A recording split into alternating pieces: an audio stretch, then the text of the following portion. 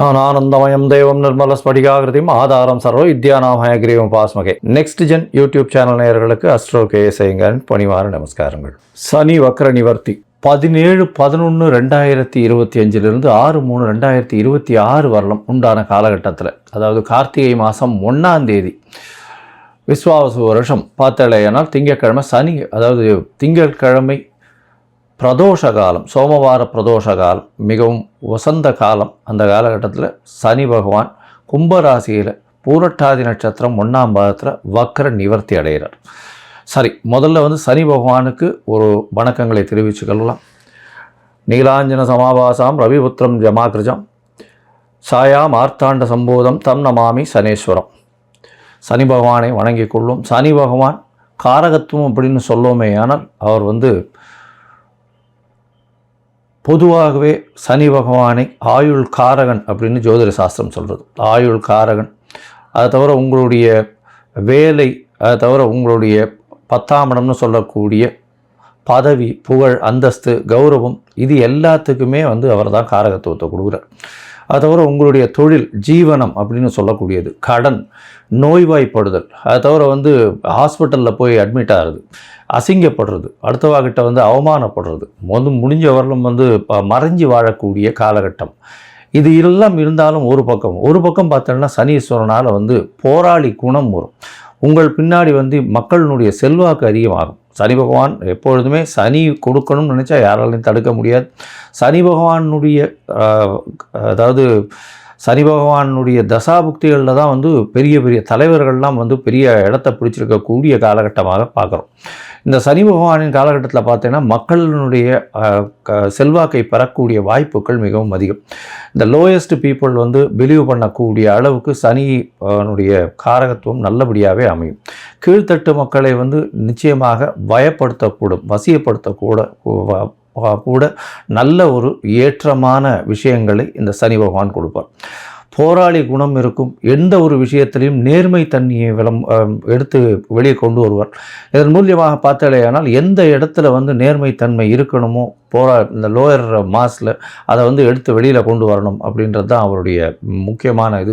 கீழ்த்தட்டு மக்களுக்கு மிகவும் ப்ரொடெக்ஷனாக இருக்கக்கூடிய, மிகவும் அதாவது அவர்களுக்கு ஹெல்ப் பண்ணக்கூடிய, ரொம்ப இதுவாக இருக்கக்கூடிய ஒரு காரகட்டமாக இருக்கக்கூடும். அதனால் சனி திசை வரும்போது பார்த்தாலேயானால் கீழ்த்தட்டு மக்களுக்கு நம்ம ஏதாவது ஹெல்ப் பண்ணணும், அந்த மாதிரியான பொசிஷன்ஸில் இருந்தோமே ஆனால் கண்டிப்பாக நம்மளுக்கு சனி பகவானுடைய தாக்கம் நிச்சயமாக கம்மியாக இருக்கும். சரி, இப்போ சனி பகவான் அப்படின்னு சொல்லும்போது மகர கும்ப 2 ராசிக்கும் அவரே அதிபதி. 10, 11ஆம் வீடு, 10ஆம் இடம் அப்படின்னு சொல்லக்கூடிய இடம் அப்படின்றது உங்களுடைய ஜீவனஸ்தானம், ஜீவனம், ஆயுள், இது ரெண்டுத்துக்கும் காரகத்துவம் வச்சுன்னு இருக்கக்கூடியவர் சனி.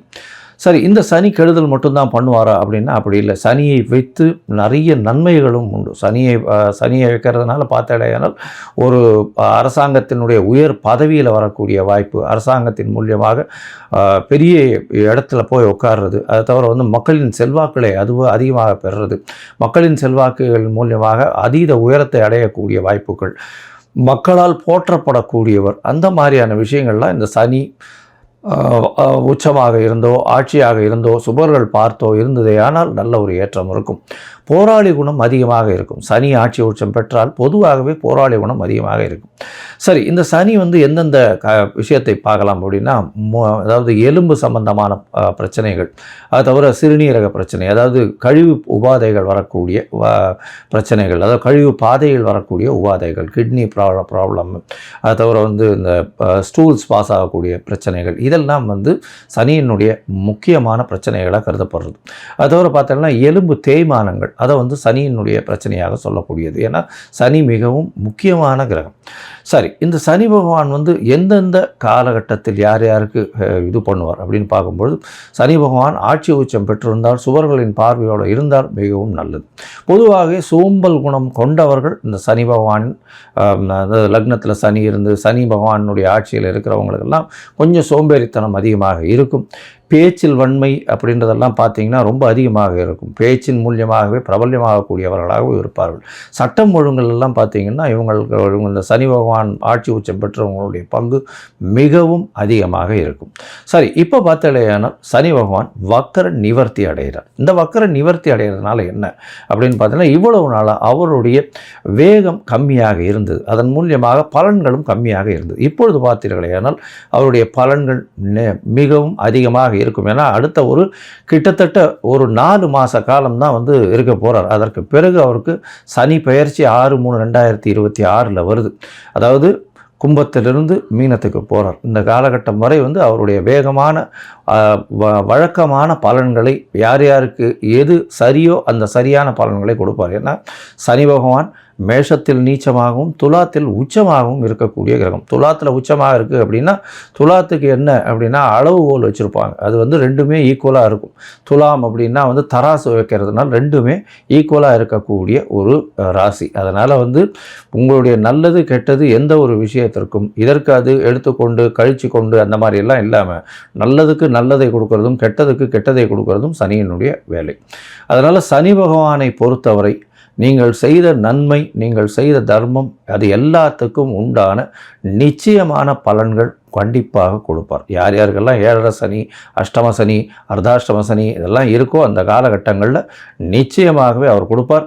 இந்த காலகட்டங்களை தாண்டி வந்தவங்களுக்கு அதனுடைய பிரச்சனைகள் என்ன, அது எப்படிலாம் மாற்றங்களை உங்கள் வாழ்வில் கொடுத்தது அப்படின்றது உங்களுக்கு நல்லாவே தெரியும். சரி, இப்போது சனி பகவானுக்கு உண்டான எளிய பரிகாரம் என்ன? ஒருவேளை சனி பகவான் உங்களுடைய ராசிக்கு நல்லபடியாக இல்லை அப்படின்னா என்ன எளிய பரிகாரம் அப்படின்னு பார்த்தோம்னா, அருகில் இருக்கக்கூடிய பிள்ளையார் கோவிலில் போய் உங்களால் முடிஞ்சது தயிர் சாதம் விநியோகம் பண்ணுங்க. அதாவது சனிக்கிழமை அன்னைக்கு காகத்துக்கு சுடசாதம் வைங்க. குளிச்சுட்டு பெருமாளை காமிச்சிட்டு அதுக்கப்புறம் சுடசாதம் காகத்துக்கு வைங்க. அது தவிர சனிக்கிழமை எள்ளு விளக்கு போடுங்க. யாருக்கு? சனி பகவானுக்கு எள்ளு விளக்கு போடுங்க. ஒரு 8 எள்ளு விளக்காவது போடுறது ரொம்பவும் முக்கியம். 8 பிரதட்சணம் வர்றதும் ரொம்பவும் முக்கியம். அது தவிர பார்த்தோம்னா சனி பகவான் அப்படின்னு சொல்லும்போதே காகத்துக்கு உண்டான விஷயங்கள், காகத்துக்கு உண்டானது, அதாவது சாதம் வைக்கிறது, காகத்துக்கு உண்டான வடித்த சாப்பாடு, புது சாதம் சனிக்கிழமை வைக்கிறது ரொம்பவுமே முக்கியம். அது தவிர தோல் சம்பந்தப்பட்ட இரும்பு சம்பந்தப்பட்ட தானங்கள் கொடுங்க உங்களால் முடிஞ்சது. அது தவிர முடவன் கிரகம்னு சொல்லக்கூடியதுனால கால் உடைந்த கால் இது இல்லாமல் பேரலைஸ் ஆகிருக்கிறவா, கால் ஊனமுற்றவர்கள் அவர்களுக்கு உங்களால் முடிஞ்ச அளவுக்கு எந்த அளவு ஹெல்ப் பண்ணுறதுனாலும் பண்ணுங்க. சாப்பாடு பணம் மட்டும் கொடுக்காதீங்க. ஏன்னா இந்த காரகத்துவத்துக்கு நீங்கள் தானம் கொடுக்க வேண்டியதுன்னு பார்த்தேன்னா நல்லெண்ணெய் கொடுக்கலாம், தயிர் சாதம் கொடுக்கலாம், கருப்பு துணி கொடுக்கலாம். அது தவிர பார்த்தாலேனால் எள்ளு கொடுக்கலாம். அது தவிர உங்களால் முடிஞ்சது தோல் சம்பந்தப்பட்ட விஷயங்கள், அதாவது தோல்னால் இந்த லெதர் ஷூஸு, லெதர் பர்ஸு, இந்த மாதிரியான விஷயங்கள் கொடுக்கலாம். லெதர் பேக் கொடுக்கலாம், லெதர் கோட்டு கொடுக்கலாம், லெதர் க்ளவுஸ் கொடுக்கலாம்.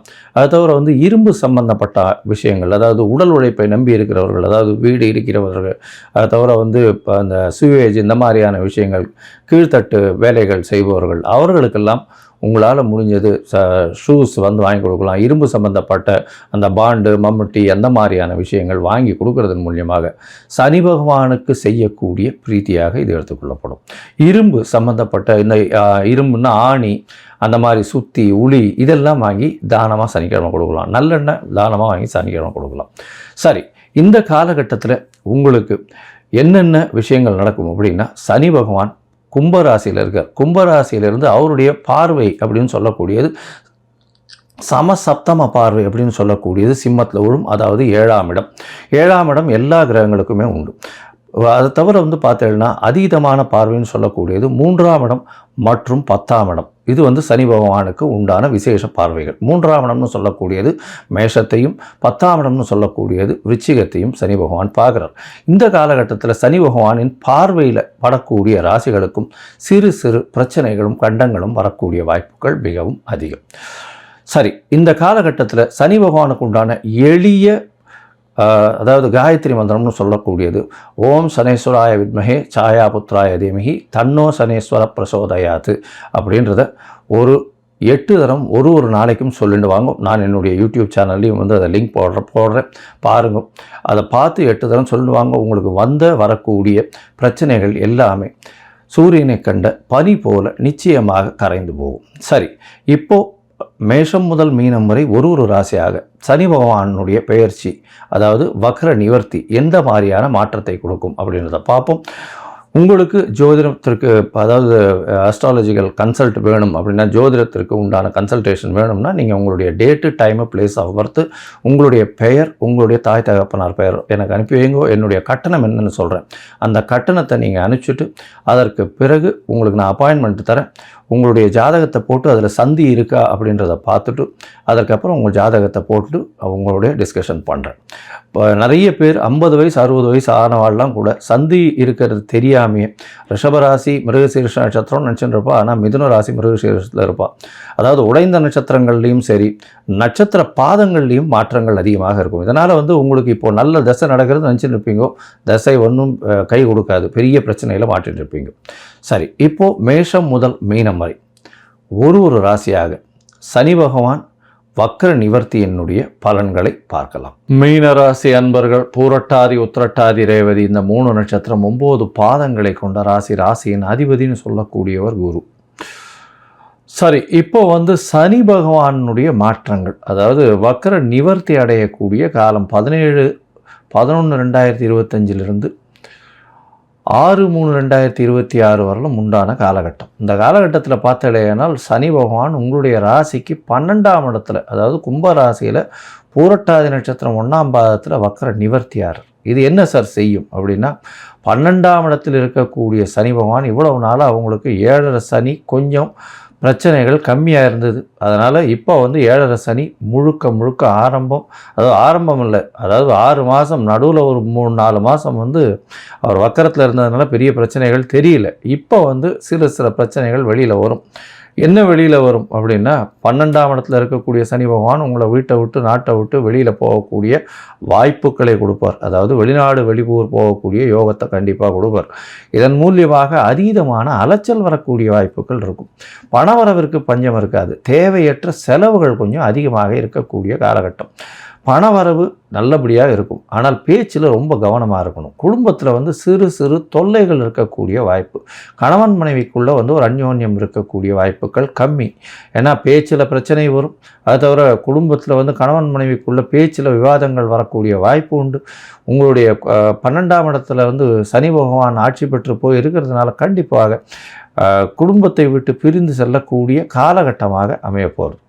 உங்களுடைய ராசிக்கு பார்த்தோன்னா, உங்களுடைய ராசிக்கு 2ஆம் இடத்தை பார்க்குறார் சனி பகவான். அதை தவிர உங்களுடைய ராசிக்கு 6ஆம் இடத்தை பார்க்குறார். அது தவிர உங்களுடைய ராசிக்கு அதாவது 9ஆம் இடம்னு சொல்லக்கூடிய இடத்தையும் பார்க்குறார். இந்த காலகட்டத்தில் பார்த்தேலையானால் உங்களுடைய ராசிக்கு பார்த்தேலையானால் 6ஆம் இடத்துல பார்க்கக்கூடிய சனி பகவான் தேவையற்ற சண்டைகளை உருவாக்கக்கூடிய வாய்ப்பு உண்டு. கடன் புதுசாக வாங்கக்கூடிய வாய்ப்புகள் உண்டு. இருக்கிற கடன் அடையக்கூடிய வாய்ப்புகள் நிச்சயமாக உண்டு. போட்டிகளில் வெற்றி பெறக்கூடிய வாய்ப்புகள் நிச்சயமாக இருக்கும். அது தவிர எந்த ஒரு விஷயத்தையும் நீங்கள் வெல்லக்கூடிய வாய்ப்புகள் உண்டு. பேச்சில் மட்டும் ரொம்ப நிதானமாக இருக்கிறது மிகவும் நல்லது. உங்களுடைய உடல் நலத்தில், அதாவது உடல் நலம் நிச்சயமாக நல்லபடியாக இருக்கும். தந்தையின் உடல் நலத்தில் சற்று பின்னடைவு இருக்கும். உங்களுடைய தந்தையின் உடல் நலத்தில் சற்று பின்னடைவு இருக்கும். வெளிநாடு வெளியூர் போய் படிக்கணும்னு நினைக்கிறவாளுக்கு அவள் நினச்ச யூனிவர்சிட்டி கிடைக்கிறதுக்கு வாய்ப்புகள் கம்மி. அதை தவிர லெசர் கிரேடில் இருக்கக்கூடிய யூனிவர்சிட்டி கிடைக்கக்கூடிய வாய்ப்புகள் நிச்சயமாக இருக்கும். ஆனால் வெளிநாடு போய் படிக்கக்கூடிய பாக்கியத்தை கொடுப்பார். அது மட்டும் நிச்சயமாக உண்டு. ஏன்னா 9ஆம் இடத்தை சனி பகவான் பார்க்கறதுனால கண்டிப்பாக வெளிநாடு போகக்கூடிய பாக்கியத்தை கொடுப்பார். ஏன்னா 12ஆம் இடத்துல இருந்து 9ஆம் இடத்தையும் பார்க்குறாரு. அதனால் நிச்சயமாக போகக்கூடிய வாய்ப்பு உண்டு. ஆனால் டாப் யூனிவர்சிட்டி ஒரு 5-6 யூனிவர்சிட்டி பார்த்து வச்சுருந்தீங்கன்னா அது கிடைக்காம ரிமைனிங் யூனிவர்சிட்டியில் கிடைக்கிறதுக்கு வாய்ப்புகள் உண்டு. சரி, மொத்தத்தில் பார்க்கும்பொழுது இந்த மீனராசிக்காரர்களுக்கு 7.5 சனி, இந்த கடைசி 2.5 வருஷம் இந்த என்ன சொல்கிறது விரய சனி இருக்குது. 6/3/2026 தான் முடியறது. தேவையற்ற செலவுகள் கொஞ்சம் அதிகமாக இருக்கும். வெளியூர் வெளிமாநிலம் வெளிநாடு பிரயாணங்கள் போகக்கூடிய வாய்ப்புகள் உண்டு. பணவரவிற்கு பஞ்சம் இருக்காது. பேச்சில் ரொம்ப கவனமாக இருக்கும். கணவன் மனைவிக்குள்ள பேச்சில் பிரச்சனைகள் வரக்கூடிய, குடும்பத்தில் பிரச்சனை வரக்கூடிய வாய்ப்பு, அதன் மூலியமாக தேவையற்ற செலவு வரும். அது தவிர பார்த்தீங்களேனால் உங்களுடைய படிக்கக்கூடிய மாணவர்களுக்கு சற்று பிரச்சனைகள் இருக்கும். மெமரைஸ் பண்ணக்கூடிய வாய்ப்புகள் கம்மி. மெமரைஸ் பண்ணும்பொழுது மறக்கக்கூடிய வாய்ப்புகள் ரொம்பவும் அதிகம். வெளிநாடு போய் படிக்கணும்னு நினைக்கக்கூடிய மாணவர்களுக்கு நிச்சயமாக வெளிநாடு போக முடியும். ஆனால் அவர்கள் நினைச்ச இன்ஸ்டிடியூஷன், அதாவது அவர்கள் நினைச்ச யூனிவர்சிட்டி கிடைக்கிறதுக்கு வாய்ப்புகள் சற்று கம்மியாகத்தான் இருக்கக்கூடிய காலகட்டமாக அமையும். புதுசாக வேலை மாற்றங்கள் வரும். வேலையில் புது வேலை கிடைக்கக்கூடிய வாய்ப்புகள் நிச்சயமாக உண்டு. அரசாங்கம் சம்பந்தமாக சற்று பின்னடைவு இருக்கும். அரசாங்கத்தின் மூலியமாக பிரச்சனைகள் வரும். அது தவிர புதிய கடன் வாங்கக்கூடிய வாய்ப்புகள் நிச்சயமாக இருக்கும். பழைய கடன்களை முடிக்கக்கூடிய வாய்ப்புகள் உண்டு. போட்டிகளில் வெற்றி பெறக்கூடிய காலகட்டமாக அமைகிறது. இந்த காலகட்டத்தில் பார்த்தீங்களேனால் உங்களுக்கு தசாபுக்தி கொஞ்சம் சற்று பின்னடைவாக இருக்குமே. ஆனால் நீங்கள் இந்த திருச்செந்தூர் போயிட்டு வாங்க. தூத்துக்குடி மாவட்டம் திருச்செந்தூர் போயிட்டு வாங்க. முருகப்பெருமான் கோவில் அங்கே பார்த்தீங்களேனால் சனி பகவான் இதில் இருக்கார். அதாவது என்ன சொல்கிறது, கிழக்கு முகமாக பார்த்து உட்காந்துருக்கார். அவரை போய் சேவிச்சுட்டு வாங்க. அந்த சனி பகவானை போய் சேவிச்சுட்டு வாங்க.